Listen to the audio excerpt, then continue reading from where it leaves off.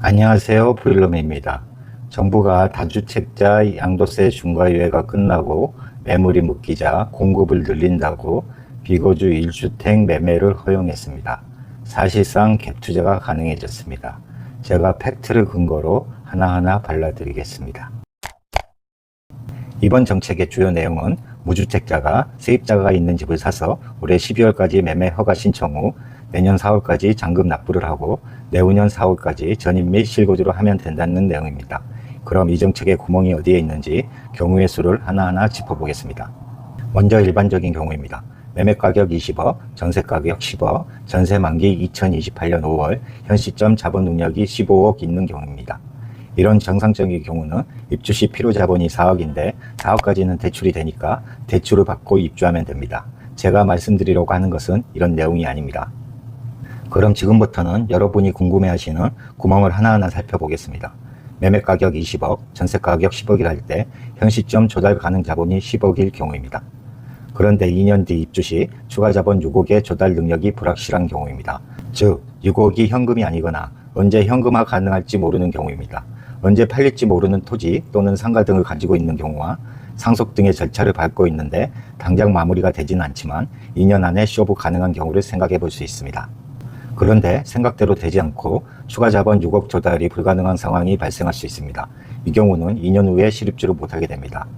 실입주를 못하게 되면 부동산 거래 신고 등에 관한 법률에 따라 벌금이 부과되는데 20억에 취득한 경우 취득가격의 10%, 즉 2억 정도의 이행강제금이 부과됩니다. 그리고 5년 동안 계속해서 매년 부과됩니다. 그럼 자본이 부족하다고 모두가 포기할까요? 저는 그렇지 않다고 봅니다. 집값이 계속 오른다고 확신할 경우, 즉 2년 후 20억짜리 집이 25억이 된다고 생각하면 베팅할 의향이 있는 사람들이 움직일 거라고 생각합니다. 지금부터가 핵심입니다. 2026년 5월 현재 조달 가능한 자본이 10억인 경우 2억 뒤 6억을 마련할 수 있다 생각했는데 못 마련한 경우와 아예 처음부터 마련할 마음도 없이 갭투자로 베팅하는 사람도 있을 거라 생각합니다. 조금의 차이는 있겠지만 대처하는 방법은 같습니다. 관련 법령은 부동산 거래 신고 등에 관한 법률 시행령 14조에 나와 있습니다. 직장, 질병 치료, 학업 등 불가피한 사유는 처벌의 대상이 아닙니다.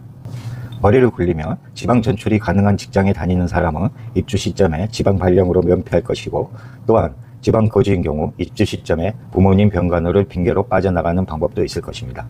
이에 대해 지방 거주인 경우 입주 시점에 본인이 대학원 입학을 하거나 서울에 사는 경우 지방대학 입학 등 온갖 핑계를 댈 수도 있다고 봅니다.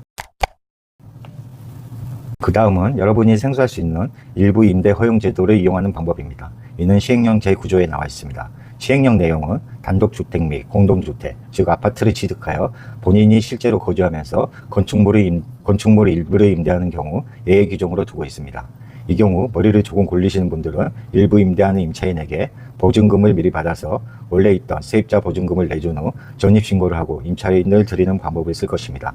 문제는 이런 방법뿐만 아니라 다른 방법도 많다는 것입니다. 더 쇼킹한 방법은 경매를 이용한 방법도 있습니다. 이 방법 역시 의외로 쉽습니다. 경매 방법은 다음 차에 올려드리도록 하겠습니다. 보시다시피 제도라는 것은 항상 완벽하지 않습니다.